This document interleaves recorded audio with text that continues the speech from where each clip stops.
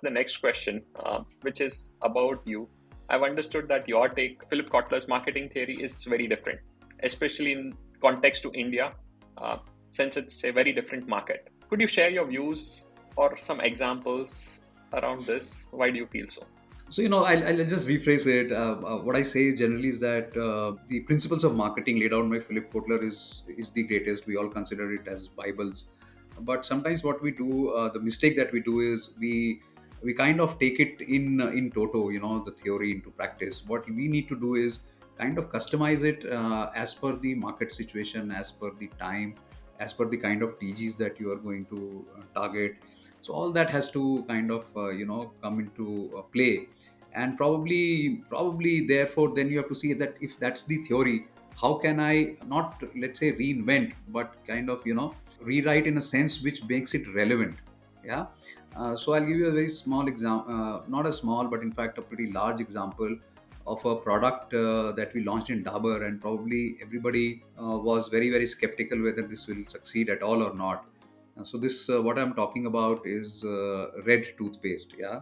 So red toothpaste was launched in back in 2002 or 2003, and that time the Indian market was dominated by the mint toothpaste like Colgate and Pepsodent and things like that, and the gels like Close Up and all.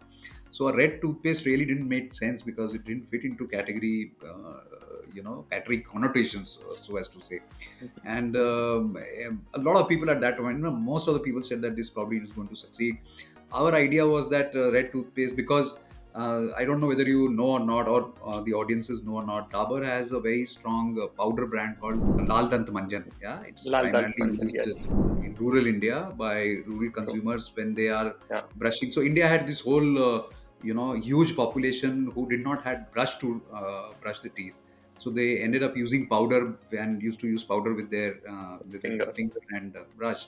And red tooth powder was very popular, especially in the Hindi heartland. And of course, over a period of time, people were shifting to paste, and the powder sales were going down. And thought this would make a logical sense to have a red toothpaste. Toothpaste. So while that was launched in a category which was a white category and had no connotation, I don't know whether you have anyone one of you have tasted it. Some of you would have. Yeah, yeah. You would realize I it's a have. very different toothpaste. It's actually Yeah. completely challenging the toothpaste norms, the category norms. It's not minty. It's not sweet. It's very Yeah. very strong. Yeah. Most of the people find it very harsh. And then we said that it makes sense because there is a strong insight that is lying with people that all Indians, we face some sort of tooth problems. Yeah. And we end up blaming ourselves that we don't brush it. So if a child gets a cavity, we all scold Yeah. the child that you don't brush properly, you eat too much of chocolates and all that. Yeah. But we kind of don't question our the products that we use. So we said that we must challenge that. We said that if everybody has a problem, which means that your toothpaste is not working.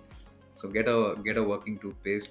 And the brand has done extremely well for Dabur over the last so many years, and it has created a very very different category, very different category norms, very different category this thing.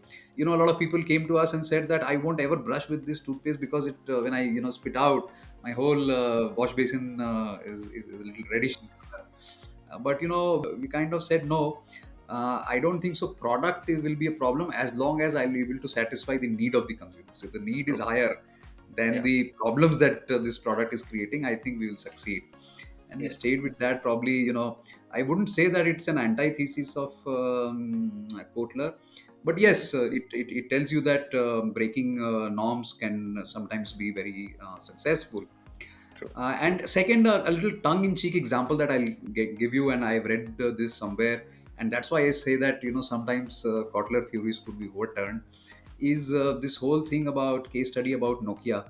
Most of the people have talked about this and said that this is one of the most, or used to be one of the most successful brands. Year after year, when the brand survey was done, it was always be on the top as the top most trusted brand of India, Nokia. And one fine day it just suddenly vanished, and people said that they could not keep up to the product innovation. Yeah. So there Yeah. are other phone brands which came and which innovated. We Apple came, innovated. and Yes. then Micromax came, and then these new age Vivo, Oppo's of the world came, and they were far more, far better in terms of product innovations. And Nokia could not keep up to it, and because they were not up to the times, they Lost. flopped. But the theory that I am putting forward is a completely different one. So the theory is more psychological in nature. The reason why Hmm. Nokia flopped is because of its ringtone.